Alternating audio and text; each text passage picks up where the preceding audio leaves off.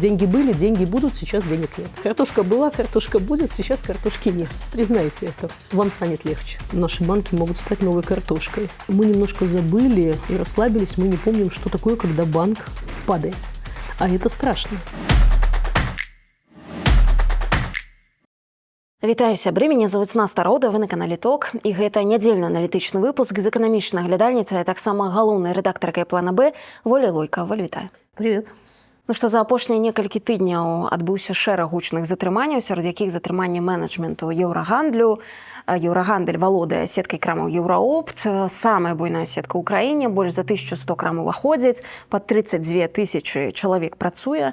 Як ты думаешь, чаму да іх прыйшлі зараз з маскі-шоу? Да, вопрос отличный и очень актуальный. Слава богу, топ-менеджеры, я так понимаю, все уже на свободе. То есть это занял процесс 72 часа. Точно претензии к Евроторгу не озвучивались. К Доброному, второй сети, в которую тоже пришли, и которая, судя по последним данным, все-таки аффилирована с Евроторгом или имеет с ним какие-то другие отношения, или их подозревают в этом отношении, потому что информация о том, что Доброном принадлежит Мостро группе и Сергею Ткачуку, она не подтверждается. И вопрос собственника второй сети под вопросом. Получается, что пришли в две сети, в одной 1100 магазинов, во второй больше 1000 магазинов. И так само 14 тысяч человек, то бок, другая по померу Украины. Да, то есть фактически это два крупнейших или один. Ну, можем считать, что их два, это в данном случае не важно. Трэба сказаць, што яшчэ даўным-даўно хадзілі чуткі, што праз кіпрскія офшоры яны паміж собой звязаны. Да, тогда это документально подтверждалось. Потом была информация о том, что прошла сделка и Доброном продан Мостро Групп, крупнейшему дистрибутору ФМСГ продуктов в Беларуси, и принадлежит сейчас другой компании, все официально.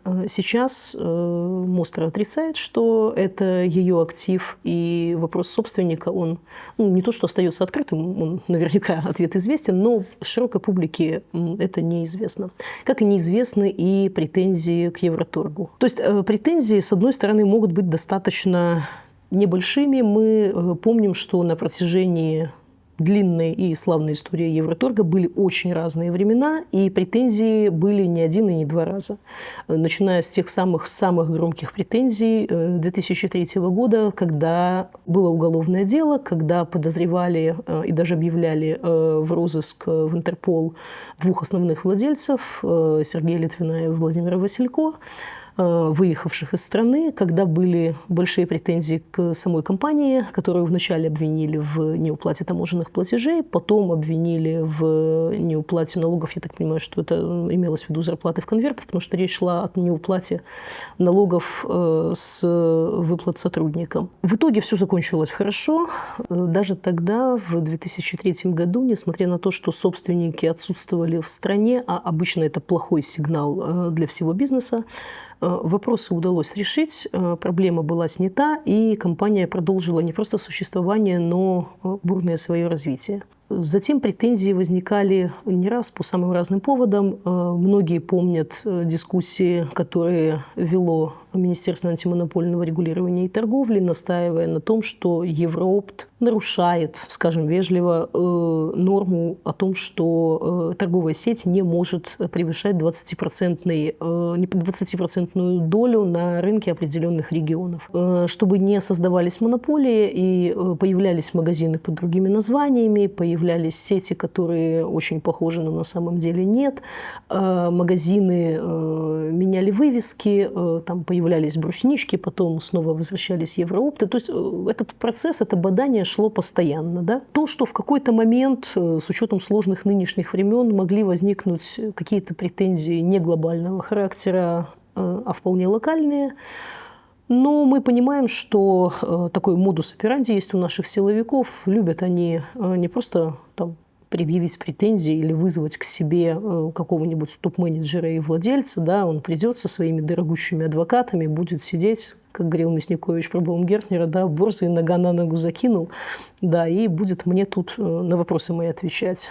Евроторг очень большая компания, хорошо структурированная, и отвечать на вопросы она умеет. А когда тебя приводят на такой разговор из СИЗО, немножко другая получается атмосфера этой встречи, немножко меньше борзости у тебя, немножко ты очкуешь, что, в общем-то, не так сложно остаться в этой самой тюрьме надолго, да, размышляя о том, где ты там не доплатил государству или где ты накосячил.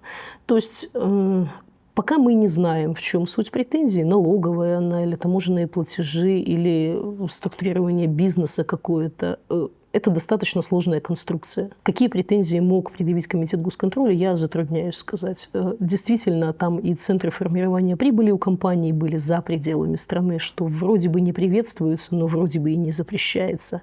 Любой большой бизнес, он оптимизирует налоги. А между преступным уклонением и разумной оптимизацией такая очень тонкая грань, особенно сейчас. Поэтому получается, что Александра Литвина, брата совладельца компании и директора, его задержали, отпустили. Ну, видимо, вопрос решен. Я не думаю, что вопрос решен без денег. Все последние кейсы в Беларуси говорят о том, что эти вопросы решаются деньгами, обычно большими деньгами. Я думаю, что компания Евроторг с учетом ее размеров имеет все шансы обновить белорусский рекорд. Насколько я знаю, он составляет около 40 миллионов долларов. Выкупу? Можно и так сказать. А можно сказать, что там, компенсации государству моральных страданий от, значит, преступной деятельности очередного слишком удачливого и рискового бизнесмена. Да, ну вот такая страна рискового земледелия. Да, вот суммы такие. Сапраўды, з аднаго боку, манаполія не дае развівацца прыватнаму дробнаму бізнесу, так? Але калі яна ўжо ёсць і яна выбудаваная, то калі зараз там палова крам зачыніцца, людзям просто не будзе дзе купляць прадукты. Да, сейчас о том, какие это может иметь последствия, я уверена почти на 100%, что государство не будет делать больно Евроопту, а Евроопт не будет делать больно государству. Они договорятся полюбовно. Почему? Это действительно очень большая сеть. Эта сеть большая и стратегически важная во многих регионах. Я думаю, что ты тоже помнишь, наверное, 18-19 год и 20-й тоже, даже по тем временам травоядным, вполне политические заявления о том, что, послушайте, вот у нас есть петиция народная, да, мы вот в нашем райцентре, в нашей деревне, мы хотим, чтобы у нас был Евроопт. Да, в смысле у вас барьер 20%, и они не могут открыть больше магазин. А мы хотим. А мы не хотим автолавку с Белкоопсоюза, потому что там дорого, нет бонстиков, нет товаров удачи. И вообще мы хотим как в городе. Мы хотим скидки. Мы хотим их продукцию, потому что она дешевая, и она нам нравится. И там письма были, ну это прям была политическая претензия, просто обеспечьте нам базу. Да, это вот как воду и почту дайте нам, да, дайте нам автолавку Евроторга. Я не уверена, что Евроторг сам чуть-чуть не поддавливал эти настроения и не создавал, но людей тоже можно понять. Когда к тебе приезжает автолавка с каким-то недоассортиментом, не очень хорошими товарами, высокими ценами, и так далее. Да, и ты, ну и дети там просят ту игрушку, которую видели по телеку, и тот товар, который видели по телеку. То есть я думаю, что сейчас будет примерно такая ситуация. Убивать такую большую компанию государство не захочет по нескольким причинам. Ну, во-первых, если что-то убивать, надо что-то предложить вместо. Государство вместо может предложить, ну, во-первых, себя. Да? Обычно такие активы убиваются, отжимаются. Зачем? Ну, чтобы забрать себе. Забрать себе сеть ритейла, честно говоря, смысла большого не имеет. Какое государство классный ритейлер, мы все можем представить себе на примере магазина «Радивиловский», сети «Радивиловский», которое государство обещало, что оно, значит, сейчас быстро заткнет всех за пояс, потому что будет честно торговать самыми лучшими белорусскими товарами и не белорусскими тоже. И из этого получилось примерно ничего. 2 захода было. Сети не получилось, несмотря на то, что ее магазины были в отличных локациях. В самом центре Минска, в торговом центре столицы он был. И многие минчане понятия не имели о его существовании. При этом открытие каждого Евроторга – это прям ажиотаж и помпа, и радость, и агрогородок становится агрогородком, когда там появляется, да, не статус агрогородка, а Евроопт. Але трэба сказаць, што пасля і сталіца тая таксама загнулася. Да, да. Хто каго пацягнуў на дно, тут, конечно, можно гадаць. Абсолютно, но ничего не вышло. Можно было бы сказать, что, возможно, есть кто-то, кто хотел бы получить такой актив. Ну, к примеру, вот я читала версию, что россияне, допустим, могут поучаствовать в переделе белорусского рынка ритейла. На самом деле сомневаюсь. В последние несколько лет, в последний год в белорусском ритейле были громкие банкротства, были выставлены на продажу сети. Самая большая из них – «Остров чистоты и вкуса», множество магазинов по стране. И что-то большого ажиотажа со стороны российских покупателей это не вызвало.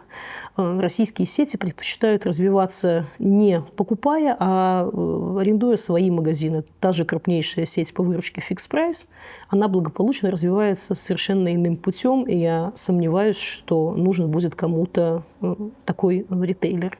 Фактически Россия действительно интересуется определенными белорусскими активами, но речь идет о компаниях совершенно другого сегмента, совершенно другого уровня. Это скрытые чемпионы наши, то есть нишевые компании, делающие продукты для определенных ниш на рынке. И это крупный экспортный потенциал нужен у компании, чтобы через белорусскую компанию, которую ты покупаешь, выходить на рынки, допустим, дружественных, а желательно еще бы и недружественных стран. Ритейл – это не то. Это низкая маржа, большой оборот, и смысла на фоне российского рынка расти в Беларусь, это совершенно незначительный объем, поэтому я не думаю, что кому-то из русских белорусский ритейл будет сильно интересен в плане его покупки. Остальные игроки, мы знаем, насколько Евроторг больше остальных компаний, и поэтому я сомневаюсь, что кто-то готов, заинтересован в том, чтобы съесть такого крупного слона. А если есть слона по частям, это не та прибыль, не тот оборот, и опять слишком высокие риски дестабилизировать лодку. А лодка ритейла мы примерно представляем, как себя чувствует в условиях, когда цены ограничены. Маржа маленькая, рентабельность маленькая, и надо проявлять всякие разные чудеса, в том числе финансовые, чтобы все-таки эта лодка плыла. Поэтому я не думаю, что государство сильно заинтересовано в том, чтобы сделать Евроторгу действительно больно. Тем более, что мы знаем, насколько компания устойчива в плане своих связей. Да, можно посмотреть на Белту, сколько там рекламы Евроторга, и думаю, что Белта первая выйдет на пикетирование всего. Да, верните, где же мы харчеваться-то будем. Да? В бюджете мало, а наше все это Дана и Евроторг, потому что все остальное не рекламируется на Белте. Вот. Компания умеет играть по правилам, умеет рекламироваться там, где надо рекламироваться, и поэтому я не думаю, что с такими талантами они могли оказаться не на свободе. Думаю, что все будет хорошо. Возможно, придется все-таки как-то вот эти две сети развести, разделить, действительно кому-то продать. Это очень возможно. Но в целом я верю, что перспективы у них не для того люди годами учились выстраивать эти очень сложные отношения. На самом деле в 2003 году казалось, что это все. Да, компания не была такой большой. Претензии к ним были достаточно серьезные, плюс вот эти слухи, городские легенды о том, что у одного из совладельцев компании есть амбиции не президентские, но министерские. Вот. А у нас в Беларуси очень не любят людей. Не у нас в Беларуси, а у господина Лукашенко очень не любят других людей с какими-либо амбициями. Да? У нас такой человек один уже есть. По-моему, вполне достаточно. Вот. И сочетание этих факторов, оно казалось, что способно угробить компанию и не такую большую. И я бы не выделяла этот кейс как очень особенный. На самом деле, в последние годы, с 2020 года, если брать, ко многим белорусским компаниям приходили с маленькими маски-шоу или почти без масок-шоу, но люди сидели, и люди платили довольно большие деньги. Вот в интервью давнего интервью быть не могло, Юрий Сизенькович, освобожденный из «Американки», рассказывал, что с ним сидел один из белорусских бизнесменов, который заплатил за свою свободу $35 миллионов. очень большая сумма. Я примерно представляю, кто этот человек был. Да, у него такие деньги наверняка были. Ну, то есть Евротурк не одинок в этом конвейере. Просто их кейс громкий. Ну, бизнес того человека тоже жив, все в порядке. Ну, по белорусским меркам почти все хорошо. Так як ти думаєш, це правильна причина, що просто казна пустая? Ну, я думаю, что или накопилось по совокупности, так сказать, претензий, и настало время, что называется. Ну и конвейер идет. Конвейер, конечно, никто не отменял. Все платят, и до вас дошла очередь. Але треба сказати, що, звісно, літвіни Василько вучаться на помилках, так? І після 2000-х яны выехалі з Беларусі і ні разу не вярталіся, разумеючы, што любы такі прыезд можа стацца, напэўна, апошнім для іх на свабодзе. І ці, прынамсі, няма жадання плаціць вось такія агромныя выкупы за сваю персанальную ўласную свабоду, таму яны не рызыкуюць. А я думаю, что если бы такой человек лично был, то это фактически там X2 к выкачанной цене. И 35 миллионов, я думаю, тоже это с учетом личности сидельца. Потому что одно дело, когда сидит топ-менеджер, тогда можно изображать покер-фейс и говорить: слушай, ну найму я себе другого директора. Ну что, ну найму, да. Ну посадил ты, ну посади его. Можешь даже его расстрелять, да. Это мой наемный директор. Я, конечно, к нему очень привязан. Ну, ей-богу, да, у него там замы есть. У нас большая компания, святое место пусто не бывает. Другое дело, это когда... Еще одно дело, конечно, когда это твой личный брат, это все-таки немножко иное. Но когда это лично ты, это прям больно и увеличивает выплаты и ускоряет процесс, потому что все понимают, что такой человек вряд ли захочет пострадать полгодика, годик, такая обычная такса для наемного менеджера, да, там, до годика, ну, иногда чуть больше. На днях прыйшлі таксама ў сетку секонд-хендаў, так? Не так давно мы з тобой абмяркоўвалі, што акурат там цяпер людзі шмат хто закупляецца, паколькі ясна, якая эканамічная сітуацыя ў краіне. Але бачыш, прыйшлі такі і да іх, так? Ну, пытанне, што ад іх яны будуць хацець? Таксама трэсці грошы вытрасаць? Слушай, ну, на самом деле, многие бизнесы, даже большие бизнесы, и тем более не самые большие бизнесы, они периодически, они же не такие белые и пушистые, они действительно нарушают. Если претензии, которые озвучил Комитет госконтроля, да, там дробление бизнеса, 12 компаний, уплата налогов по льготным ставкам, и сумма неуплаты достаточно большая, там около 1 миллиона евро, я так понимаю, получается, то, возможно, это реальная претензия такая, вот, как есть, что называется. Люди действительно оптимизировали путем дробления, это действительно запрещено делать, и такие дела тоже нередкие, это вовсе не исключение. Тем более, что иногда идут целыми отраслями, и практики, которые использовались годами, которые считалось, что ну вот мы так работаем, почти норм, да, это как айтишники, которые получали деньги на кипрские компании, как претензии по кормовым делам, когда все компании, занимающиеся кормами, оказались под уголовным преследованием. Потому что та практика, которая была спорной, но использовалась годами, в какой-то момент вот по ней и пришли. Хотя, в принципе, ну, она была спорной, да, и можно прийти, можно не прийти, годами не приходили, всем казалось, что, ну, может, как-то постепенно она даже станет общепринятой. Ну, вот не стала, она стала поводом для претензий и для очень крупных выплат государству. Поэтому посмотрим. С секондами тут ситуация несколько другая. Я думаю, что это может быть и обычная, что называется, деятельность Комитета госконтроля без каких-то политических подоплек и так далее. Хотя там уже 2 экстремистских дела, по-моему, это у секондов, да? Нескольких. Угу. Да, до кучи нашли экстремизм. Это уже сопровождающая справа. Да, это чтобы просто убедительнее звучало, что называется. У Мазыры таксама былі недавно маски-шоу, на НПЗ мазырскія прыйшлі, пазатрымлівалі там таксама топаў. С чем ты гэта звязываешь? Я так понимаю, что там речь о взятках, но, знаешь, эти громкие дела с фантастическими суммами взяток и на Мозырском НПЗ, и последние громкие дела это на БелЖД, где рассказывались о каких-то фантастических взятках, фантастических дома найденных тайниках с миллионами долларов, а на выходе это достаточно часто заканчивается не то чтобы совсем ничем, да, но какой-то очень такой небольшой скромной претензией допустим, по одному из железнодорожников там оказалась взятка в $5000. То есть дело, которое подавалось как под лозунгом «они крали миллионы», они брали взятки миллионами, на выходе из этого выжили несчастные 5000. Ну, на самом деле, я сомневаюсь, что топ-менеджер крупной компании за 5000 будет рисковать хоть что-то делать в рамках своих должностных обязанностей. Ну, ей-богу, проще тогда эту услугу оказать просто за спасибо, но не рисковать своей свободой. Поэтому с этими делами пока понятного тоже мало.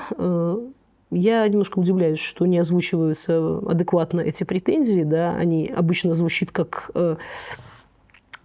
такая вот эта страшная история, значит, триллер целый о том, как мы их брали, как мы там нашли миллионы, миллиарды, а потом на выходе в суде это заканчивается реально копейками. Но это достаточно типичная ситуация. Я думаю, что мы там все помним множество таких дел, когда и у академиков, и у ортопедов там были миллионы и миллиарды, и закончилось это все ничем. Когда, я помню, громкий кейс зампреда Мингорсполкома Домарадского, когда там тоже речь шла о миллионах, а закончилось там 10 тысячами и каким-то кафе-стекляшкой на улице, которые давно благополучно снесли, и доказать что-то, за что он мог взять там совершенно небольшую сумму денег, 2000. Ну, в общем, гора родила очередную мышь, да, случайное совпадение с фамилией главы Следственного комитета. Но я не очень понимаю, точнее, я понимаю, зачем, да, но это действительно немножко выходит за пределы, значит, того, что положено Конституцией, значит, Уголовным кодексом и так далее. Когда вначале мы создаем имидж вора, преступника, казнокрада, значит, взяткодавца или брателя и вообще просто исключительно нехорошего человека, да, а на выходе какая-то претензия оказывается очень натянутая на небольших совсем объемов, и непонятно, если это такой монстр, то, собственно, почему это не удалось доказать. Ну, самый классный тут кейс, на самом деле он самый ужасный, это кейс с главным инженером МЗКТ. Тут, наверное, помнишь дело Головача, который 5 лет отсидел в СИЗО, ветеран СИЗО, который несколько раз оправдывали в суде, где следствие говорило, что у нас там 186 эпизодов, значит, получения взятки. Ребят, если у вас 186 эпизодов, может, не говорите про 186, ну, докажите 2. Да? Этого достаточно, чтобы посадить человека. Вы заявляете, что их прям сотня, больше сотни, а на выходе человека оправдывают судом несколько раз. Ну, это очень странная история, и хотелось бы, чтобы немножко люди отвечали за свои базары, да, потому что найденные там за диваном в собачьей будке, в собачьем корме или где-то еще в носке $1 000 000 ничего не доказывают. Если вы не умеете доказывать, что человек берет взятки миллионами, миллиардами или борзыми щенками, ну, тогда не надо об этом говорить. Ну, і в сувязі з гэтым узнікаюць дзве думкі. Альбо гэта хтосьці з сілавікоў прагне росту па кар'ернай лесвіцы, альбо гэта трэба спектакль для публікі, для грамадства, што мы такі змагаемся, перамагаем карупцыю. Я бы сказала, что это давление на суд на самом деле. Потому что получается так, что все запомнили, что железнодорожники, значит, воруют миллионами, потому что у них это находят, и они, вот прям, можно сказать, за наш счет шикуют и строят там себе не знаю что. А на выходе небольшая сумма, была-то взятка, не была, сложно сказать. Ну, короче, история такая совершенно другого оттенка. И одно дело там, требовать, чтобы человека посадили на какой-то 5-летний, 7-летний срок за большую взятку. Другое дело, когда там речь о нескольких тысячах, которые были, не были, зачем, почему. Ну, в общем, вопросов остается больше, чем ответов. Но имидж одного преступника и другого борца с преступностью, прям комиссар Катани, да, вот оно складывается. Не знаю, насколько это соответствует Конституции, Уголовному кодексу и другим замечательным документам, которые у нас вроде бы никто не отменял.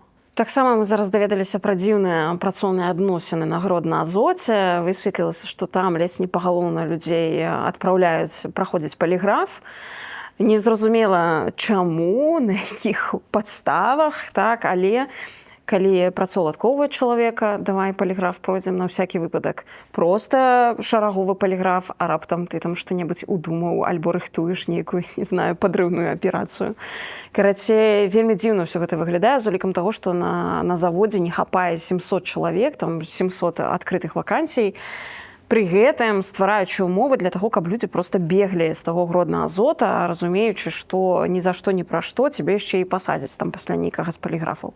Да, я думаю, ты помнишь историю 2020 года, когда на Гродно-Азот были и задержания, и аварии, и они так чередовались, да, и возили туда штрейхбрехеров с других предприятий. Ну, предприятие технически сложное, технологически сложное. И там в последнее время происходили постоянно какие-то инциденты. То один цех стоит, то второй цех стоит, то, значит, мы запустили, оно не запустилось. Ну, в общем, ломается это предприятие. 700 рабочих там не случайно не хватает. И я не думаю, что сейчас легко было бы найти на него штрейхбрехеров. Ну, потому что непонятно, это действительно какая-то диверсия, да? Или это какие-то технологические проблемы. И из-за этого поломки, аварии, ЧП. А быть ответственным за это никому не хочется. Одно дело, когда тебя обвиняют в каком-то инциденте на производстве, другое дело, когда тебя еще на полиграфе проверили, и оказалось, что ты какой-то недостаточно лояльный, и это пойдет как диверсия, измена родине, теракт или еще что-нибудь, да? А ты там по недомыслию куда-то не туда ручку повернул, да? Почти как лайкнул не туда и оказался злым преступником. Вот. На самом деле... Это проблема квалифицированных кадров, это проблема, которую решали военспецы в свое время, да, когда должен быть кто-то, неважно каких он убеждений, кто знает, понимает, как эта система работает. Нам всегда кажется, что достаточно идеологической там, преданности, верности и любви к родине в лице Александра Лукашенко, но этого же недостаточно, чтобы управлять сложным химическим предприятием, к сожалению. Ты лояльность свою можешь доказать. Ты докажи, что ты понимаешь, как это оборудование работает. А это немножко сложнее. Отсюда дефицит. А ўвогуле это ж не адзіная практыка. Ось недавно пра банкі чытала таксама вялікі матэрыял, дзе расказвалася, як вось гэтыя наглядчыкі па бяспецы месяцамі правяраюць асобныя кадры на лаяльнасць, на тое, што можна давяраць, і там твае прафесійныя навыкі адыходзяць далёка-далёка на 3, 4, 5 план. Так? А на першы план выходзіць наколькі ты любіш гэты рэжым існуючы, так? Ці не удзельнічаў ты раптам у чымсьці недазволеным? Ты знаешь, я уже даже текст написала о том, что наши банки могут стать новой картошкой. Не то чтобы совсем исчезнуть, да, но сильно испортиться, перестать выполнять свою функцию. И мы немножко забыли и расслабились, мы не помним, что такое, когда банк падает. А это страшно. Это реально страшно. Даже когда Дельта-банк подзакрылся, и вкладчики стояли в очередях, хотя там было понятно, что государство все выплатит, что все под контролем, и банк совсем маленький, все равно была тревога, были дерганья, был отток средств из других банков, потому что, слушай, это же цепная реакция, да? Значит, один банк упал, люди забирают деньги, стоит очередь, а вдруг завтра упадет мой банк тоже. Слушай, не встать ли мне в эту очередь, а в ней лучше быть первым, чем 25-м. Начинается паника. Ни одна страна, ни одна система не выдерживает этой паники. Потому что понятно, что система не рассчитана на то, что все вкладчики любого банка, большого, самого или маленького, придут там в один день или в одну неделю и захотят забрать свои деньги. А как власть умеет работать с паникой, мы знаем на примере картошки. Ребята, вот давайте потренируемся на котиках, в смысле на картошках. Да? Кейс совершенно был безобидный. Он был настолько безобидный, что просто вот из разряда анекдота. Да? В межсезонье кончилась хорошая картошка. Выйди, покайся, скажи, что, ребят, чуть-чуть, значит... Недоразличили. Да, чуть-чуть не рассчитали, извините. Так старались вам удержать низкую цену, что немножко не хватило. Мы очень старались ради вас, вот 1.40 рубль, нам казалось, что вот ради вас же делали, да, но вот выяснилось, что в России не урожай еще больше, уехала эта картошка в Россию, или сгнила, или ее поел проволочник, неважно, да. Действительно осталось чуть-чуть. Сейчас мы привезем там кипрскую, турецкую, египетскую картошку. Она будет чуть-чуть подороже, значит, сорян. Ну, вот-вот начинается новый сезон. Да? Фактически вопрос был там меньше месяца.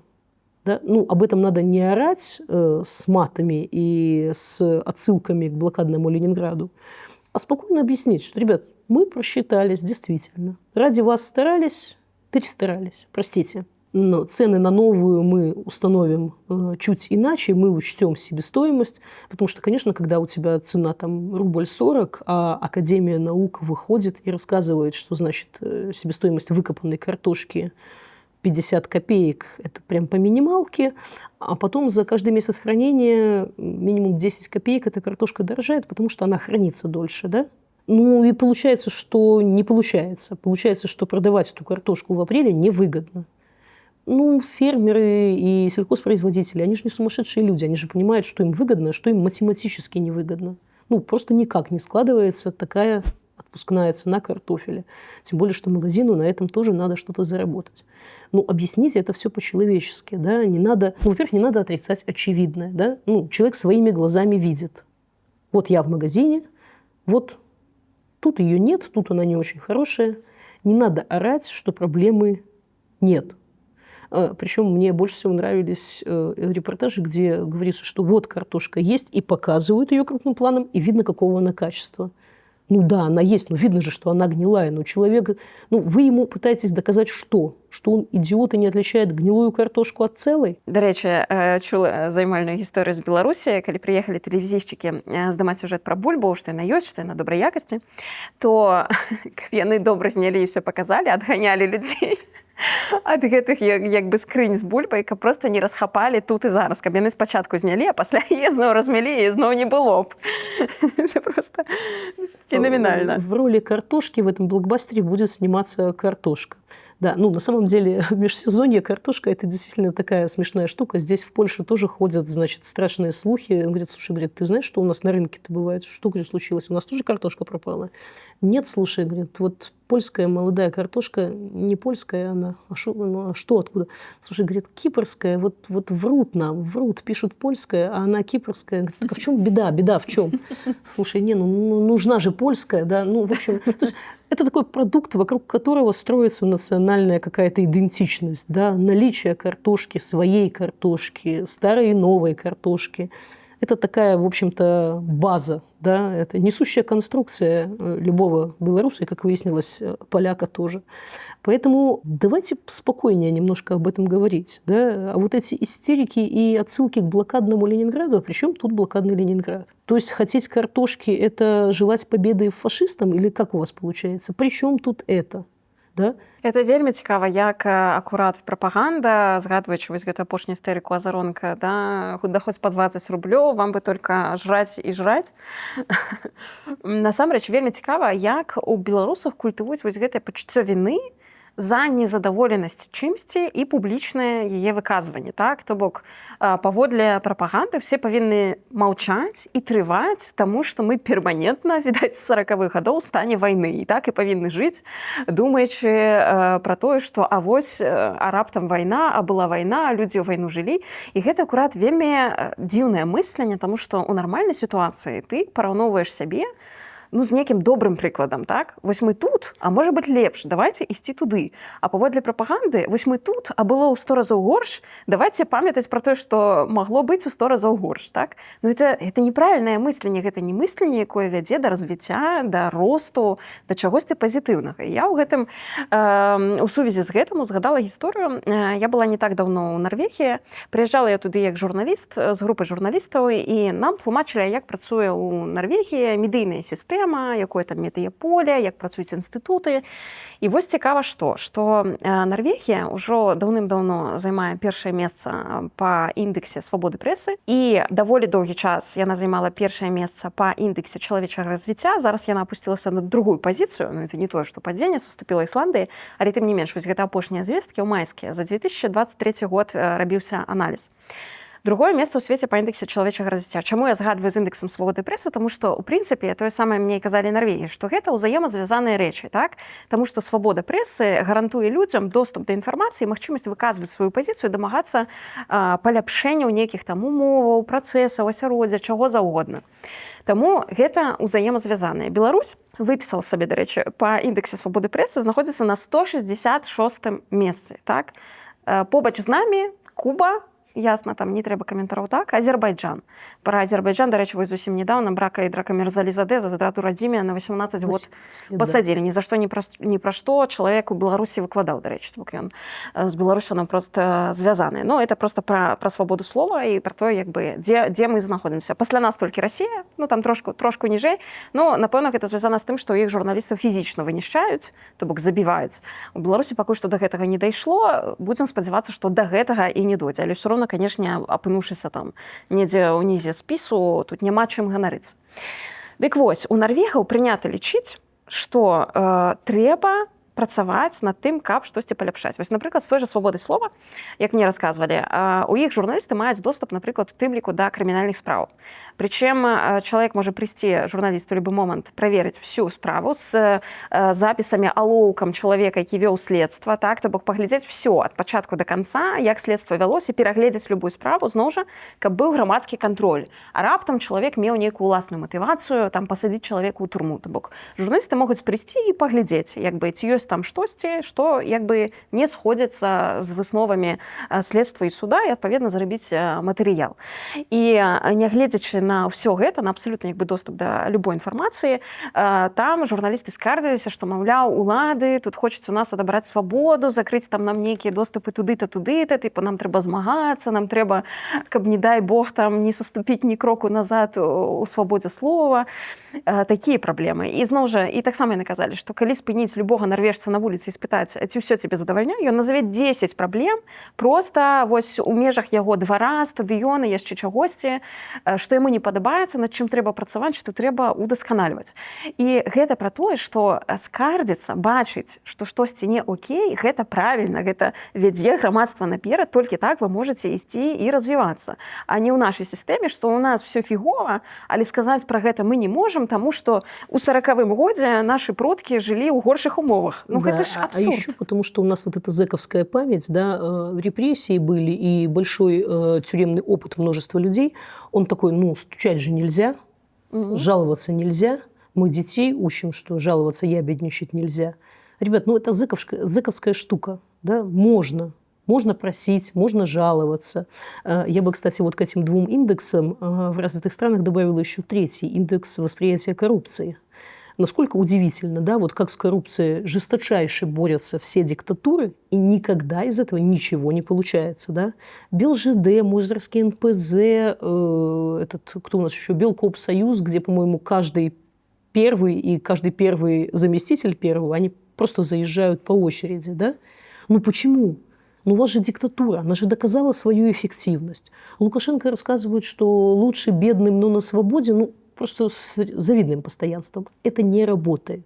А в Норвегии работает. И жаловаться можно, и открытость есть, и коррупции нет. И никакая диктатура ее еще не победила почему-то. И да, жаловаться – это нормально. И выслушивать эти жалобы тоже. Даже если вы считаете, что они необоснованные, ну, поговорите с людьми, послушайте, почувствуйте их боль.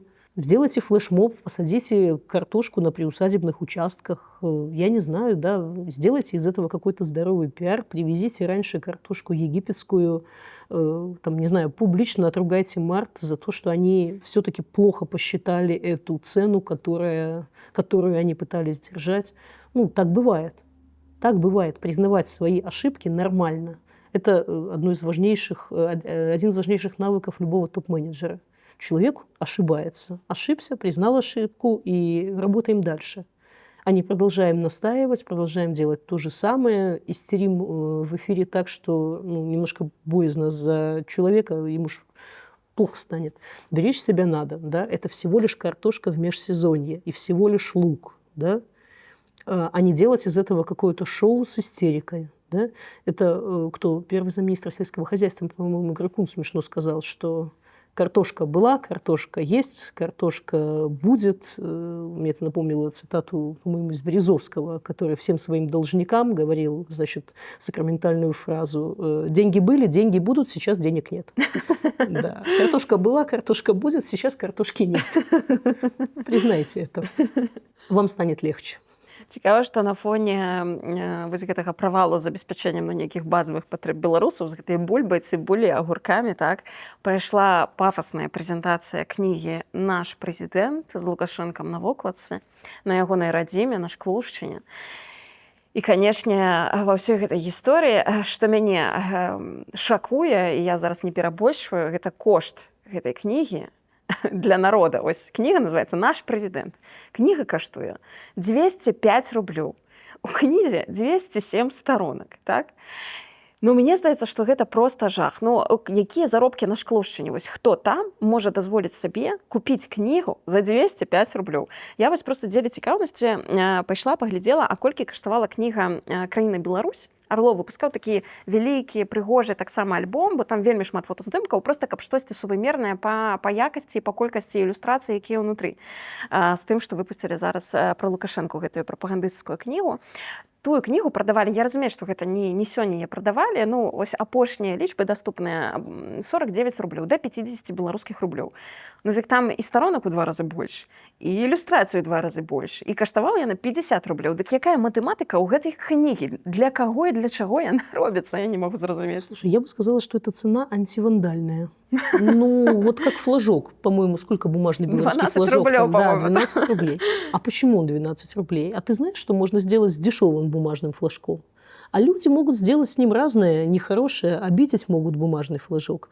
И книжку про Лукашенко могут обидеть. Поэтому книжка про Лукашенко должна стоить столько, чтобы обидеть ее было дорого. Поэтому я считаю, что цена полностью обоснована.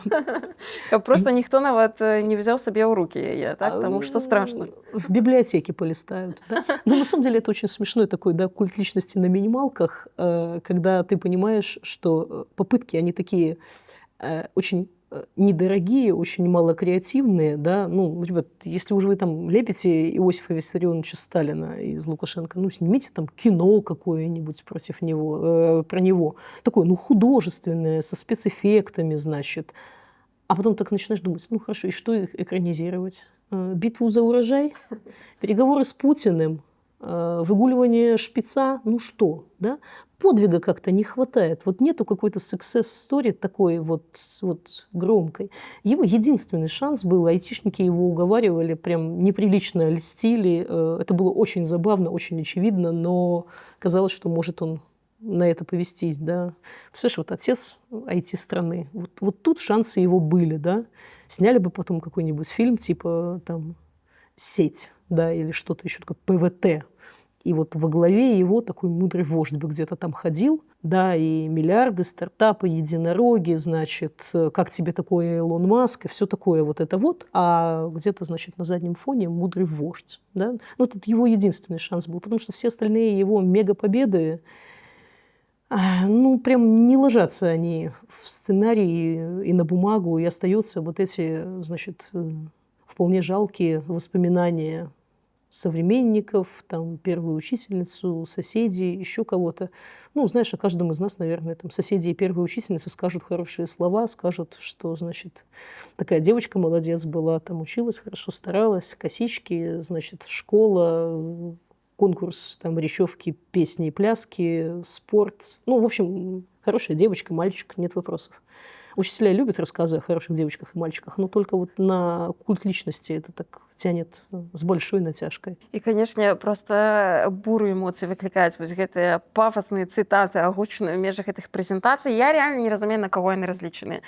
Ну, ніводзін чалавек не можа ўспрымаць гэта як штосьці адэкватнае. Так, проста раскажыце пра чалавека нармальна. А што мы замест гэтага чуем? Ось я некалькі цытат з той прэзентацыі зачытаю проста для разумення маштабу вось гэтага пафасу.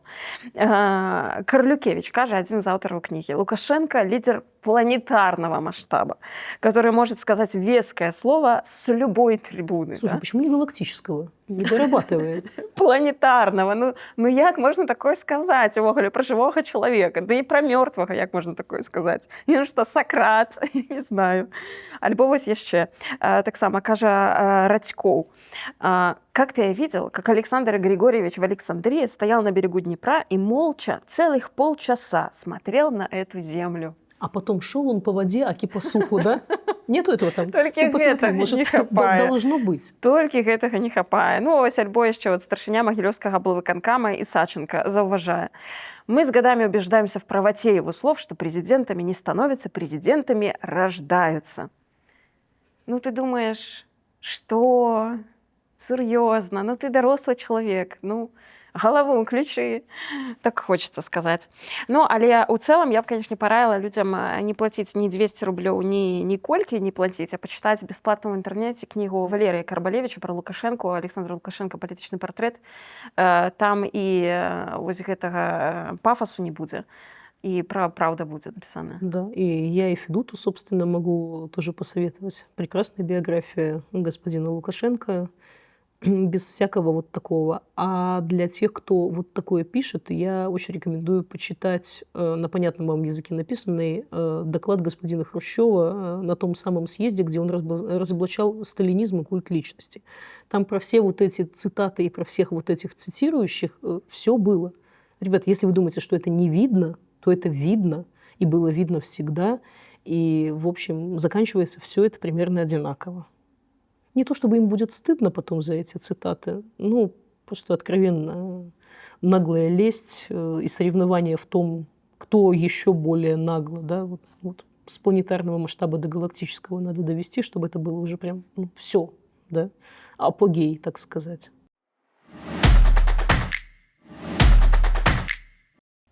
Зараз, канешне, увага моцна прыкаваная да магчымых перамоваў паміж Расіяй і Украінай. Яны па-ранейшаму як бы магчымыя, нейкія зрухі ёсць, але не моцныя. І, канешне, апошні дзень Расія паказваюць, што ніякія перамовы яна ўвогуле весці не збіраецца, пачынаючы ад той дэлегацыі, якую Пуцін накіраваў, з абсалютна незразумелымі людзьмі, якія не прымаюць ніякіх рашэнняў у расійскай сістэме, то бок яўна, што гэта было зроблена проста показальна, так, дэманструючы, што рэальных рашэнняў прымацца не будзе. Так.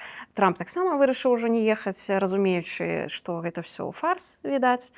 Ну і па ўсім бачна, што Расія, канешне, такія ўмовы выставіла, што нічога сканчваць яна не збіраецца, што Украіна нібыта павінна вывесці свае войскі з усіх тэрыторый, на якія прэтэндуе, толькі прэтэндуе Расія, яшчэ нават не захапіўшы іх, хоча завалодаць усімі тымі абласцямі, што, канешне, абсолютна беспадстаўна, дзіка і неадэкватна ў сённяшняй сітуацыі гэтыя амбіцыі на гэтай землі заяўляюць, але тым не менш словы з вуснаў усякіх прапагандыстаў прагучалі, што Расія гатовая ваяваць столькі, колькі спатрэбіцца, так, даючы зразумець, што нам тыпу гэтай перамовы не надта і патрэбныя. Што ты думаешь пра гэта ўсё? Знаешь, я бы эти слова так сильно всерьез не воспринимала, примерно как цитаты фальшивые Бисмарка, которыми Мединский после переговоров смущал образованную публику. Да, это тоже вот определенный такой набор наглостей, да, который человек может себе позволить, просто нагло фальсифицировать цитаты и вообще не стесняться этого. Почему он не может при этом хотеть 4 области Украины, которые он не завоевал? Просто потому что мы так решили, мы за это проголосовали. Ситуация пока непонятная. Меня очень смущает, что вот этот прагматичный вектор из США, он, похоже, начинает доминировать, и есть риски того, что все-таки часть санкций будет снята до всяких заключений мирных соглашений. Трамп пока это отрицает, но как-то очень уж большой фокус смещается на то, как замечательно могли бы складываться отношения США и России, если бы вот не эти санкции, если бы не вот это все, да. И тут о санкциях говорят раньше, чем о войне. Эти бы отношения были бы хорошие, если бы не война.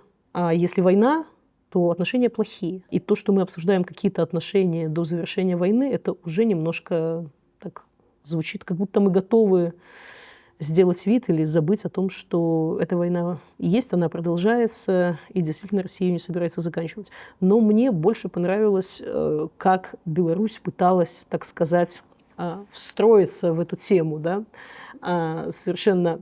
Знаешь, как вот мы любим затронуть иногда важную тему, которую нам надо затронуть, совершенно вот прям походя внезапно, и, да, надо как-то намекнуть Штирлицу, что им интересуется Ева Браун. Штирлиц, вы знаете, вами интересуется Ева Браун. Это как случайный вопрос Путину. Кстати, вы не собираетесь разводиться, да? Ты с женой выходишь из театра, и тут как раз очень логичный вопрос, не собираешься ли ты разводиться.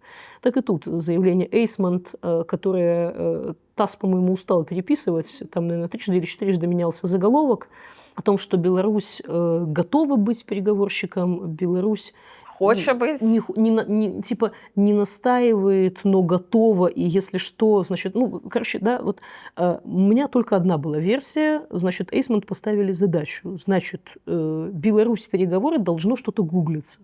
Да? Ну, пусть что-то будет, потому что Беларуси на этих переговорах нет. Ни в чемодане Путин ее не принес, ни за стол его не посадили, ни площадку у него не попросили. Его там навіть не згадывается. Вот, просто нет.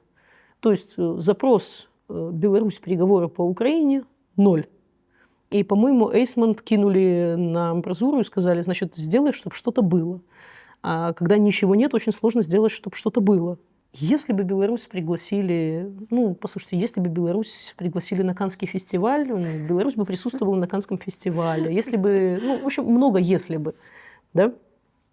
О чем эта заметка, никто так и не понял. По-моему, ни автор, ни спикер там тоже вот затруднились сформулировать.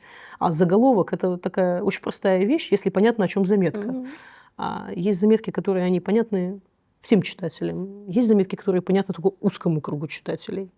Есть заметки, которые, ей-богу, понятны вот только автору и спикеру. Есть, которые только спикеру. Но есть, где смысл просто ускользает. Что хотел сказать спикер, что написал автор, непонятно. То есть, вот, в общем, Беларусь на переговорах как-то так. Да? Нету, быть не могло, непонятно, в каком случае могло. В общем, вот такая вот какая-то загогулина, которая совершенно непонятна, зачем и как. И да, Лукашенко эту позицию, в которой он себя видел, ему казалось, что он на ней был бы очень хорош. Нет, никто не оценил, никто не посадил его рядом с собой, не дал ему, значит, в руки что-нибудь серьезное подписывать. Пока так. Але выглядае, што ўсё ж такі ён ужо пачынае рыхтавацца да магчымага завяршэння гэтага канфлікту і пачынае шукаць новае месца пры новым геапалітычным раскладзе. Так? Відавочна, што ён не хоча апынуцца сам-насам з Расіяй. Відавочна, што яму страшнавата застацца адным з Пуціным, так, без альтэрнатыў. І відавочна, што ён ужо зараз пачынае шукаць нейкія альтэрнатыўныя шляхі і перамаўляецца там закулісна з амерыканцамі, так, спрабуе хоць пра штосьці дамовіцца, і відавочна, што апошняе вызваленне палітвязняў таксама хутчэй за ўсё з гэтым таксама звязаныя. Абсолютно. И знаешь, вот индикатор плохих отношений, да, тут же нет каких-то очевидно плохих отношений, но вот этот текст в «Коммерсанте», который многие процитировали, Андрея Колесникова, а Лукашенко, за который, значит, озарённо карал, Колесников извинялся, потому что Лукашенко все-таки вставал, когда шли белорусские военные по Красной площади, но дело не в этом. В этом тексте был издевательский не только написан текст, это стиль Колесникова, все его знают и относятся к этому достаточно спокойно. Там еще фото было вполне себе издевательское, где Лукашенко подтягивает штаны. Да, так показывающие свои формы. Свои формы, да, и ремень Гермес, о чем очень остроумно сказал Виктор Балишевский, что на самом деле это не ремень Гермес, это импортозамещение от горизонта. Действительно, логотип очень похож, и поэтому будем считать, что это, да, что это горизонт. У Пяткевича так само Гермесу, их там, видать, может быть, раздают одразу при поступлении на службу. Это просто хороший ремень, скорее всего, да, но мы же не можем признать, что, ребята, они делают просто хорошие шмотки, да. Вот у них купил себе ремень за $1000, там хоть 10 лет с ним ходи, да, он классный, мне нравится, и сейчас ремень можно, да, всем ремня.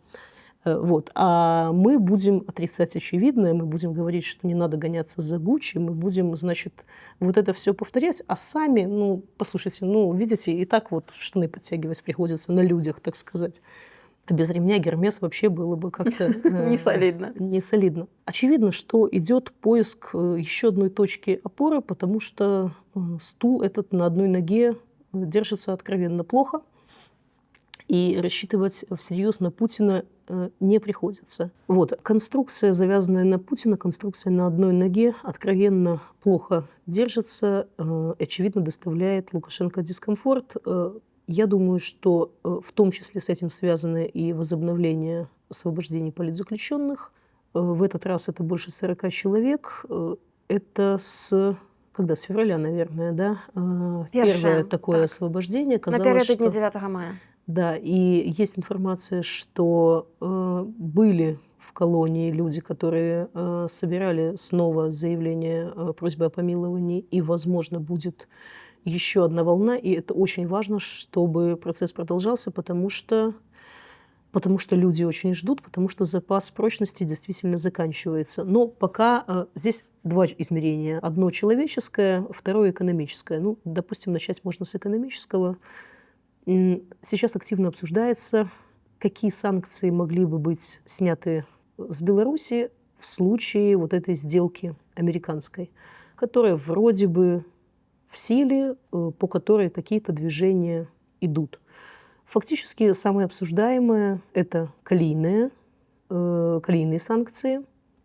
И здесь большой вопрос в том, на что готовы США и готова ли Литва будет на послабление со своей стороны. Потому что калийные санкции – это запрет на поставки, ограничения на поставки и на расчеты. Здесь американские санкции – это ключевой момент. Но есть еще де-факто действующий запрет Литвы на транзит грузов, калийных удобрений из Беларуси через Клайпедский порт. Это основной порт, это база экономики и логистики белорусских поставок. И сейчас, даже в случае снятия санкций с калия, с расчетов, но без допуска в Клайпеду, получается, что большинство проблем для Беларуси сохранится. Перевозки через Усть-Лугу идут достаточно сложно, насколько мне известно. И здесь такая конспирологическая версия, но имеющая вполне объективное воплощение о том, что на самом деле эти литовские санкции и эти европейские санкции – это креатура в том числе русских. Потому что получилось действительно достаточно странно. Российские калийные удобрения не запрещены, Европа их покупает. Белорусские калийные удобрения Европа не покупает. Беларусь вынуждена возить свои грузы через Усть-Лугу, а это вотчина Уралкалия, основного конкурента Беларуси. Были подозрения, были заявления о том, что, ну, смотрите, это же наши коллеги, друзья, мы можем возить свой белорусский калий под видом российского калия. Но ничего такого, судя по всему, не происходит. И я думаю, совершенно не случайно, вовсе не просто так. И я не исключаю того, что эта вся схема и влияние русских – это очень настоявшаяся, очень такая холодная, взвешенная и расчетливая месть за 2013 год. Тогда было очень удивительно, как Россия съела жесткий, грубый, очевидно, недружественный наезд Беларуси с развалом белорусской калийной компании. Созданной двумя союзниками, друзьями, объятия, поцелуи, значит, и безграничные возможности по экспорту белорусского и российского калия.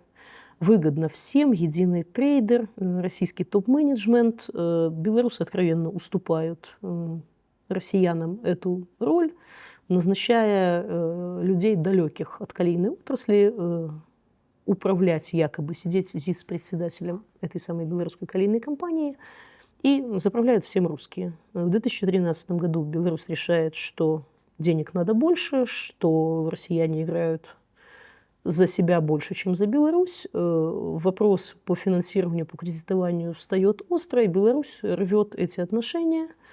Причем не просто рвет эти отношения, но и сажает господина Баумгертнера, который прилетел, нога на ногу сидел. Ну и, в общем, это очень страшно оказалось, да, для него.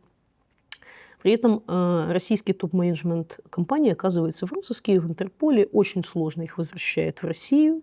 И дело длится несколько месяцев. Вот эта острая фаза, да, потом фактически Баумгартнера отпускают, и вроде как все спускается на тормозах. Что на самом деле достаточно странно, потому что отрасль для России прям ключевая и болезненная, потому что с гражданами России поступили не очень хорошо и прям совсем не по-дружески, потому что изначально вы согласились на эту кривую странную схему, где, во-первых, государство создает компанию с частником, у которого есть свои частные интересы, ну, это как бы объективно, да, создавая такую структуру, где один производитель – это государственная компания с государственными интересами, а вторая – это частная компания с интересами вполне себе частными, связанными с получением прибыли, а не с финансированием хоккея, получением кредитов под какие-то сторонние проекты и так далее. Вот. И с ней разбираются так, как государство может разбираться с частником. Любым. Ну, государство всегда сильнее. Да? Если государство решит доказать что-то физлицу, гражданину любого другого государства, она легко это сможет сделать. Было тогда любопытно, насколько вообще Россия готова это все терпеть. Ну, вашего топ-менеджера сажают в американку, значит, публично унижают, показывают вот эти видео, где он стоит на растяжке. Ну, такое, да. И казалось, что обида, она такая есть. Ты що, звичайно, русські, яны утоюють її, Да. а після помстять. Слушай, я даже спросила об этом, наверное, года 4 или 5 уже прошло у участников, российских участников этой эпопеи, как осадочек-то остался.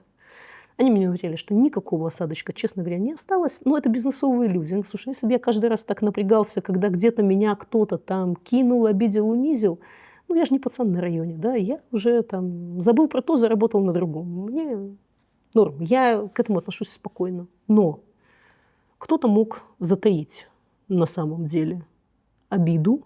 С тех пор компания поменяла владельца на частного, но достаточно близкого к государству. И тема Беларуси ей не чужая. Ему, ну, короче, я бы сказала, что я не исключаю эту версию, не считаю ее чисто конспирологической, потому что и тема есть, и мотив есть. И то, что белорусам достаточно некомфортно в Усть-Луге, тоже очевидно. И поэтому желание договориться у Лукашенко должно быть достаточно большим. И я так понимаю, что в Литве немало тех, кто готов тоже ему подыграть. Но не ради него, естественно, ради собственных бизнесов, ради сохранения там рабочих мест и так далее. И здесь было бы честно, гуманно и правильно поднять вопрос вот этой сделки по политзаключенным, выхода действительно большого числа людей. На самом деле дискуссия, она же продолжается, а вот видите, вот мы ввели санкции, а сейчас мы за это торгуемся, может ввести какие-то еще большие санкции, и потом мы бы поторговались за еще большее число людей. Но дело в том, что все длится слишком долго. 5 лет – это очень большой срок.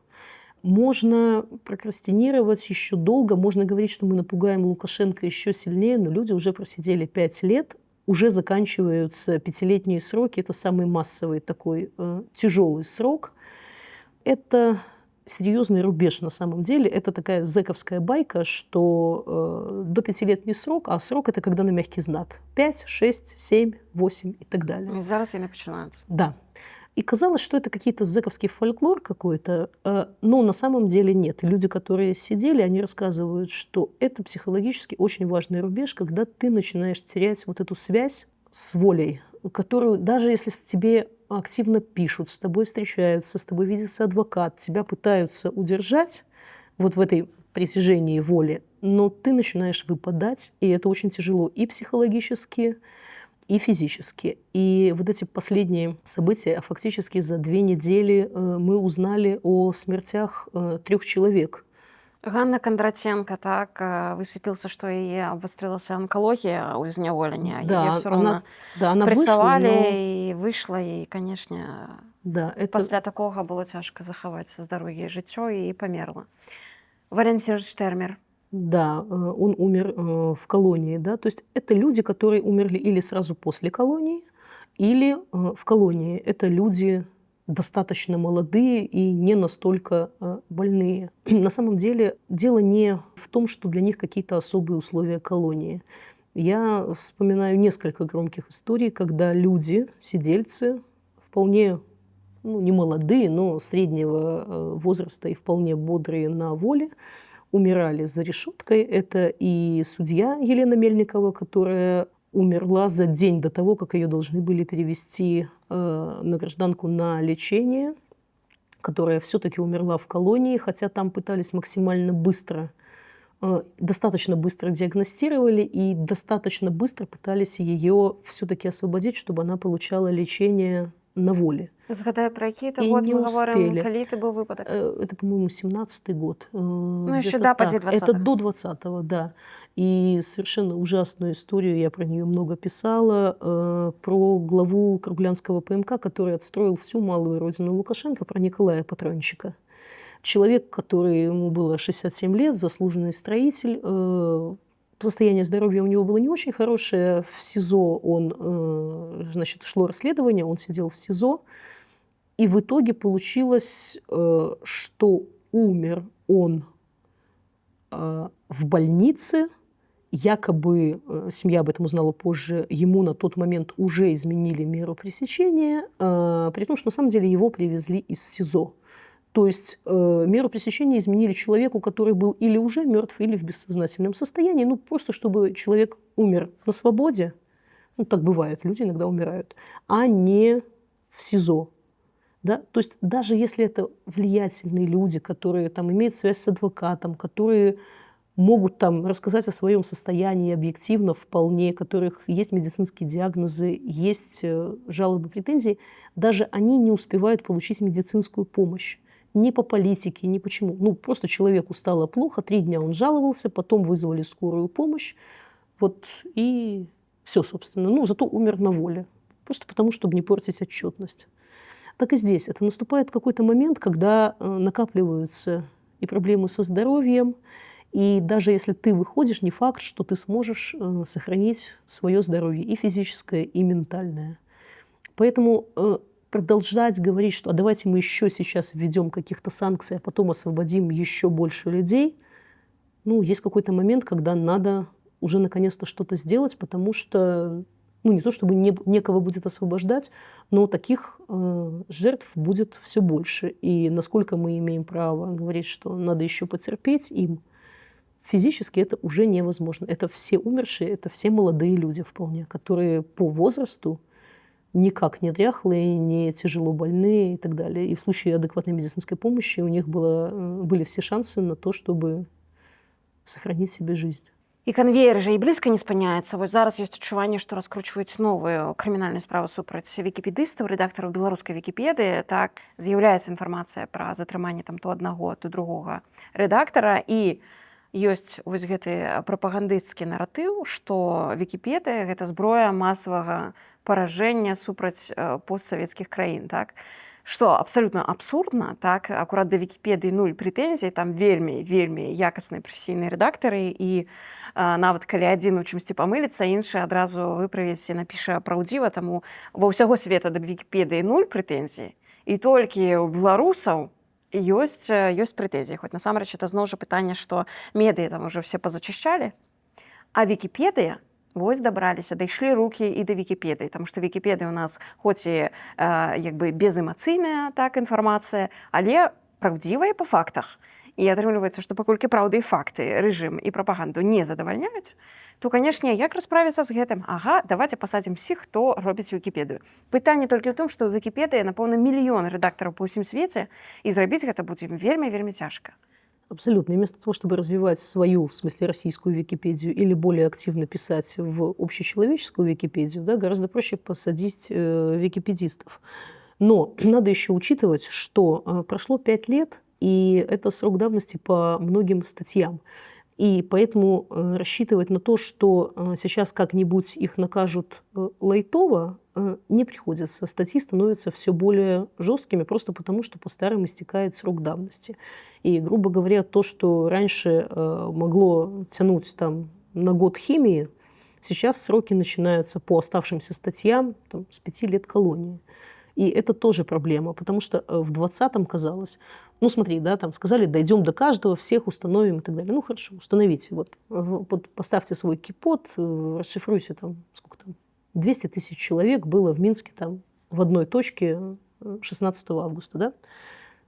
Всех вы узнали, молодцы, поздравляю, спасибо искусственному интеллекту и высоким технологиям. Да? Давайте всех возбудим уголовное дело, ну, естественно, мы же сказали, дойдем до каждого. Возбудимся, значит, и дадим им по 342 части 1, к примеру, всем там, год химии с отсрочкой. Да? Мы напугаем их всех, год с отсрочкой или зачем год? Давай дадим 5 с отсрочкой. Да? То есть 5 лет люди будут, над ними будет висеть эта статья, они будут жить свою жизнь, сильно опасаясь, как бы мне... Не накосячить. Да, да. И фактически мы, в общем-то, соблюдаем все правила игры, и даже не знаю, что мы делаем не так. Да? Мы сказали, дойдем до каждого. Мы дошли до каждого. Мы сказали, всех накажем. Мы всех накажем. Ну, мы же не обещали всех расстрелять, допустим, или там всех в колонию тащить, а кто ВВП поднимать будет, да? Тут пакистанцев на вас не напасешься. То есть люди, в общем-то, и уезжать стрёмно, потому что вроде как, ну, ты же на свободе все-таки, да, а тут работа, квартира, дети, бабушка, и люди бы сидели, боялись, но все-таки они были бы в Беларуси, они бы работали на эту страну, и, может, действительно бы постепенно подумали, ну, привыкли бы молчать, во-первых, и со временем решили, что, ну так вышло, да, ну, ничего страшного с нами не случилось, ну, напугали, да, но задача-то не в этом оказалась. Але вось гэта ж пра тое, як дзейнічае рэжым, таму што вяртаючыся да пытання санкцый, напрыклад, і што рэальна рэжыму выгадна было б дамовіцца з Літвой, і хутчэй за ўсё яны сапраўды яшчэ маюць надзеі, там, ілюзіі, што гэта атрымаецца. Але як яны дзейнічаюць, так?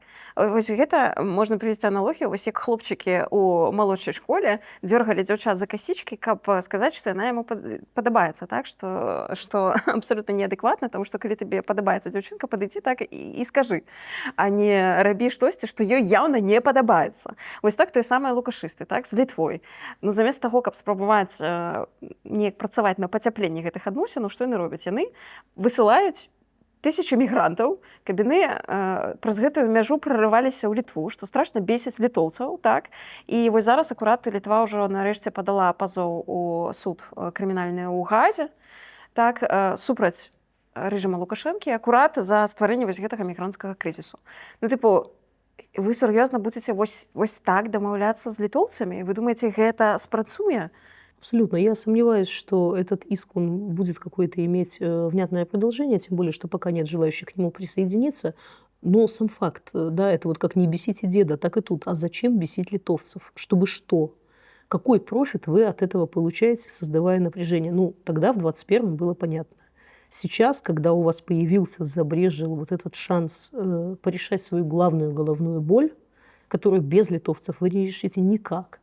Никакой Мурманский порт, никакой Астраханский порт, о котором тут вы без конца, там в Омане вы себе уже порт высмотрели. Ну, ребят, вы линейку и глобус возьмите, да, и посмотрите, где это все находится и что надо вам. Ну, не получается. Математически не получается, географически не получается. И все равно мы продолжаем, значит, бесить литовцев для того, чтобы что? Непонятно. Для того, чтобы Путин продолжал, значит, издеваться над вами со свойственным ему, значит, вот этим таким хамоватым флером, да, и что ты сделаешь, да? Ничего, да. Максимум вы наорете на его пропагандиста любимого.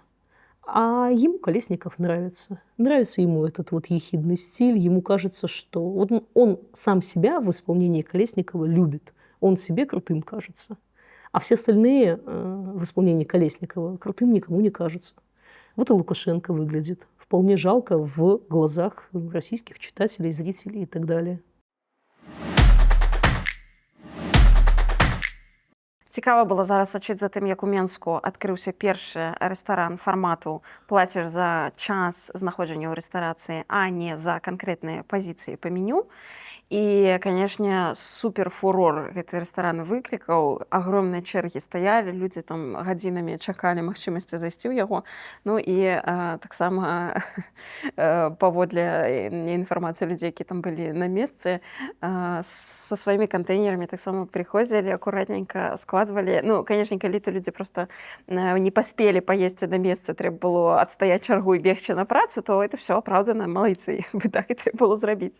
Але калі гэта ў традыцыях, што дарваліся да ежы, давайте награбем все, что можно, то, конечно, Да, ну, такое. в формат все включено, до него еще как-то дорасти надо. Мне кажется, что белорусы немножко не доросли. И вторая мысль была, когда я прочитала эту новость, о том, что мы недооцениваем, насколько много общего у белорусов внутри Беларуси и за ее пределами. Да?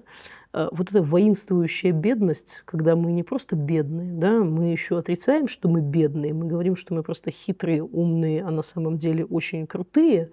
Это мне напоминает тех людей, которые рассказывают, какие они крутые, потому что они не платят, не покупают талончик в транспорте. Да? Ну, как ты нагрел государство, значит, весь мир, ты просто властелин мира, да? Потому что не купил талончик и не пробил его. Да? Вот эта воинствующая бедность, которая говорит, а что, уплощено, имеем право. Да? Здесь она тоже на каждом шагу, и сейчас охота на ведьм развернулась прям целая. И меня это очень триггерит на самом деле, когда, слышишь, он в отпуск поехал, Стрижак, в Испанию, да, на деньги Госдепа. Как это, на такси ездят. Представляете, на гранты ездят на такси, да, едят в ресторане, видимо, набирая с собой в контейнер, чтобы потом поесть еще 2 раза дома, да. Я вот не знаю, почему мы такие бедные, почему мы такие злые при этом, и почему мы отрицаем, что мы бедные, да. Вот есть какие-то, у каждого свои, наверное, индикаторы там, бедности человеческой. Ну, вот я считаю, что человек, допустим, бедный, если он упорно и настойчиво там, хвастается дешевым лечением зубов и, допустим, дешевой поездкой в отпуск. Ну, ребят, я не хочу ехать в отпуск дешево. Я хочу ехать в отпуск в своем бюджете. Да? Вот я продумала какой-то бюджет, который я могу потратить на отпуск. И я хочу в него уложиться. Да? Я не хочу соревноваться в том, кто дешевле поехал в отпуск. Я не хочу выяснять, какой градус дешевле, если я решила выпить там вина или вискаря или еще чего-то. Я не хочу хвастаться, что я очень дешево полечила зубы, потому что я хочу хорошо полечить зубы. А дешево – это все-таки второй вопрос. Вопрос, что мне надо сделать. Если надо, это стоит дорого, ну, значит, надо, наверное, за это заплатить. Или признать себе, что я бедный человек. У меня нет денег, да.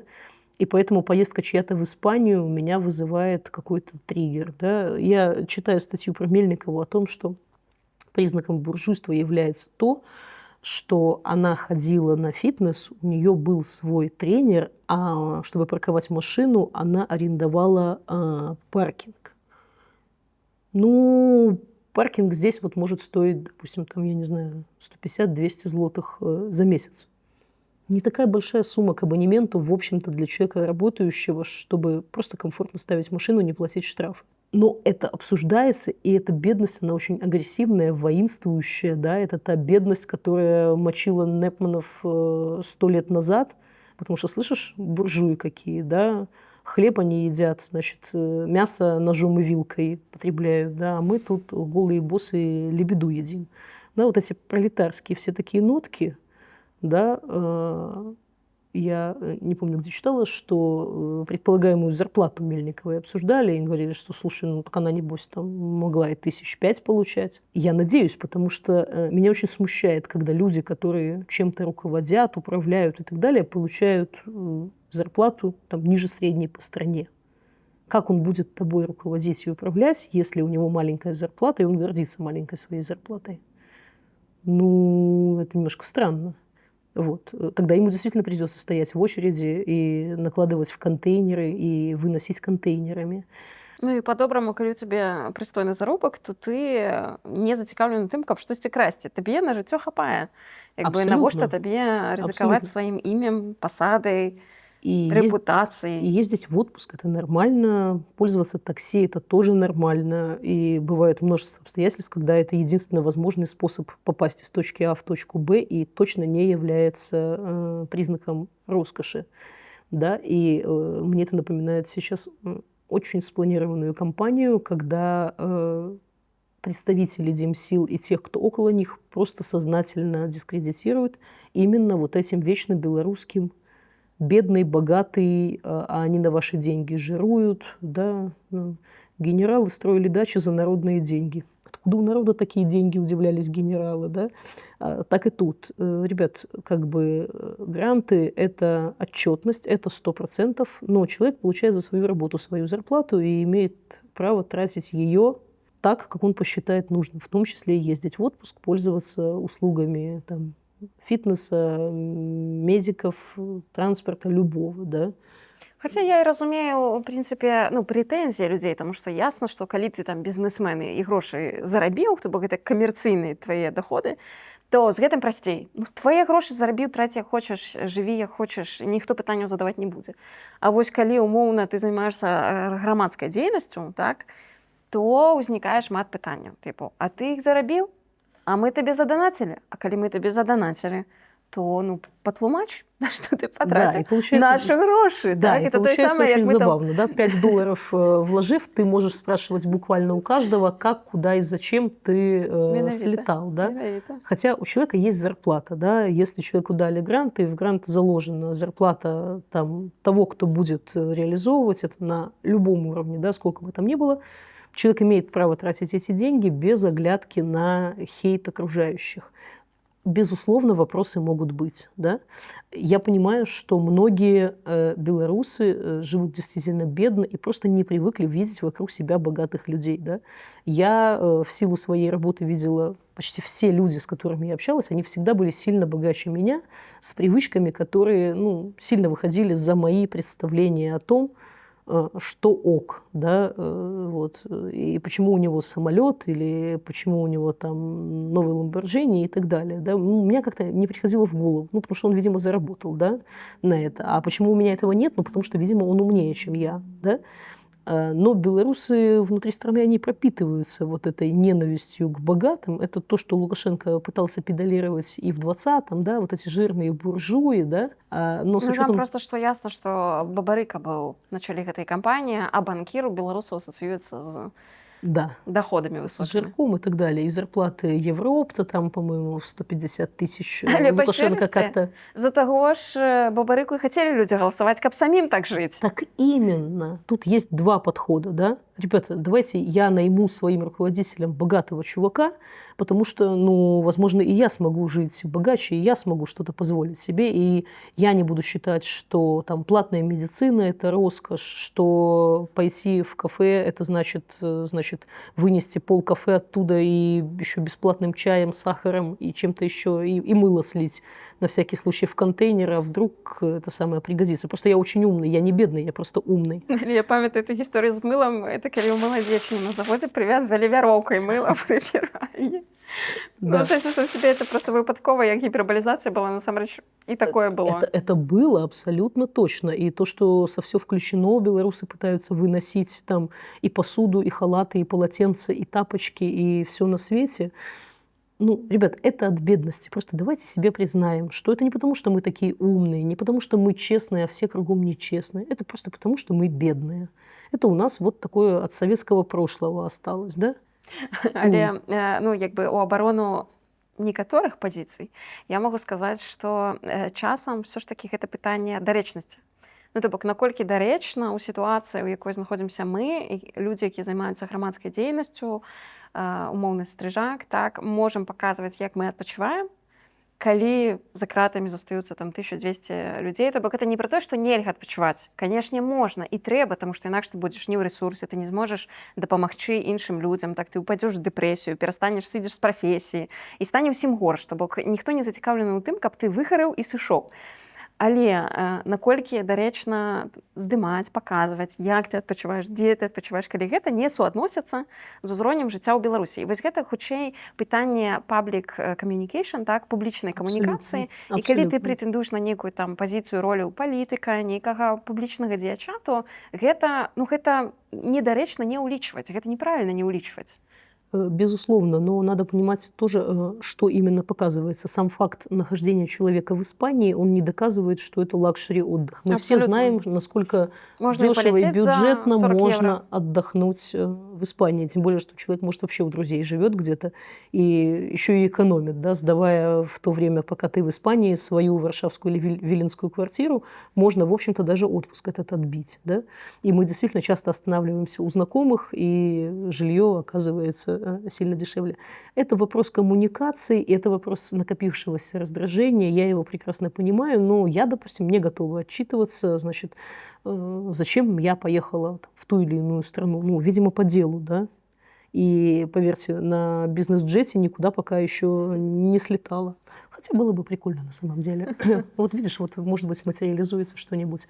Вот, ну, просто потому что любопытно полетать, а не любопытно это лакшери. Я не знаю никого, кто реально мог бы позволить себе здесь лакшери-жизнь, хотя бы в перспективе. Ну, просто потому, что ты постоянно на виду, просто потому, что ты постоянно в фокусе.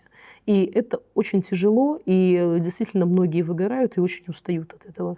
Поэтому, поверьте, все, кто хочет лакшери жизни, они точно не здесь ее ищут. И талантов наших и политических, и общественных деятелей достаточно для того, чтобы в бизнесе заработать гораздо больше и тратить это тихо, спокойно, и не отчитываться ни перед кем. Поэтому все-таки я готова, скажем так, уважать их выбор вот этой сложного пути. Можно говорить сколько угодно, что вот, ага, за грантами пошли. Поверьте, в бизнесе заработать легче и потратить приятнее. Поэтому я не думаю, что реально кто-то чисто ради денег пошел в эту сферу.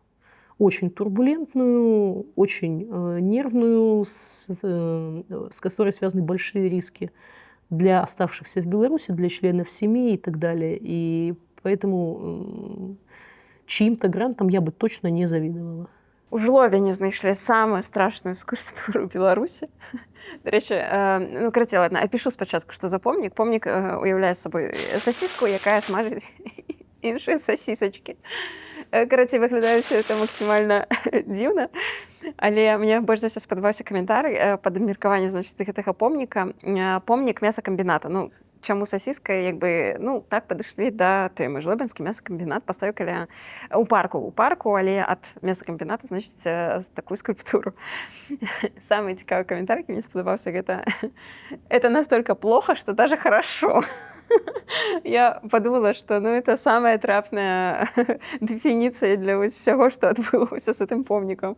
Слушай, ну да, это такой наш ответ, это такой постмодернизм, да, наш ответ всему западному искусству, всем ответы на все западное искусство, да, там, можете найти, а чем мне Энди Уорхол, да, вот он банку с супом там какую-нибудь рисовал, а я хочу ее, это будет сосиска, да, и вообще. Или там голубец, или галушка, или там миска борща. Да, вот как хочу, так и будет. И вот вам всем. Питание, что троху каннибализмом попахивает. Чему сосиска с сосиски? Ну, почему большая сосиска жарит маленькую сосиску? Это еще немножко киднеппинг и издевательство над детьми с сосисками. Да, ну, в общем, такое много считывается пластов. Ну, знаешь, это вот реально, а чё, да? И что ты мне сделаешь? А мне нравится. А я так хочу, да? А им так само не подобается. А это уже передача Жені Сугак, мне тоже не нравится. Абсолютно. Журналисты позвонили, спитали, ну, як так атрымалася. Спачатку райвыканкам позвонили, ты сказали, что это не мы, это яны, звоните им. Ты позвонили на мясокомбинат, пытаются, як так, и они сказали, это не мы, это нам райвыканкам дал задание поставить что-нибудь. Ну, не то, что как бы эту сосиску, но мы смогли, что смогли народить. Пытаются, вам подобается, типа нам. Нам так само не подобается. Ну, мне понравилось, что хотя бы это имеет какую-то веселую коммуникацию, да, потому что просто засрать любой креатив, в том числе народный, я тоже не очень люблю. Это такой снобизмом немножко попахивает, да. Мне тоже не нравятся лебеди из бутылок или это творчество из покрышек отработанных. Но иногда это забавно, иногда это мило, иногда это ты видишь, что просто кто-то из пожилых людей чем-то занят, и ну вот пусть он делает так, как ему кажется красиво.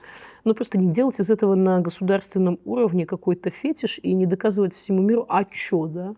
А у нас тоже Лувр, да? А хули вы нам сделаете, да? Мы так видим. Да, ну, ребята, скажите, ну, местный креатив, да? Ну, мясокомбинат, вот нарисовал вот сосиску, да? Ну, мы им расскажем, подскажем, может быть, у нас есть какой-нибудь там на уровне райисполкома более культурный человек, который покажет лучшие образцы вот этого жанра мелкой скульптуры, да, чтобы все-таки там туристы не боялись фотографироваться с этим каннибализмом. Ну, чтобы вот... Да, мы с тобой еще обсуждали эту Аленку в России страшную, где боятся люди с ней фотографироваться. Легендарная Аленка, так, Аленушка. Но на самом деле можно и так сделать. Я сделаю такую жесть, что она будет самой жесткой из всех жестей, и вы вынуждены будете туда ехать, чтобы просто посмотреть, как такой ужас. Да, ну. С пункту зрения маркетинга и рекламы. Реально реклама заводу. Обратить на себя внимание можно разным Комбинату, способом. Да. Можно девочку за косичку Наивысшее. сделать, можно ее портфелем треснуть так, чтобы все на меня обратили внимание уже, и никакая девочка мимо точно не прошла. Ну, другой вопрос, насколько это... Ну, в данном случае реакция была очень адекватная, мне понравилось, что... Нам тоже. Все повеселились. Да. Ничего личного. Да. Ни одна сосиска при этом ваянии не пострадала. Дзякуй, Воля. Дзякуй, сябры, што былі з намі. Подписывайтеся на канал то, каб не пропусціць новыя выпускі. Нагадваю, што нас можна падтрымаць рублём праз Баймія Кофе, праз PayPal альбо криптой. Усе спосабы пералічаныя са спасылкамі ў апісанні пад гэтым відэа. Зрабіце гэта, калі гэта для вас бяспечна. І дзякуй вялікі, што вы з намі.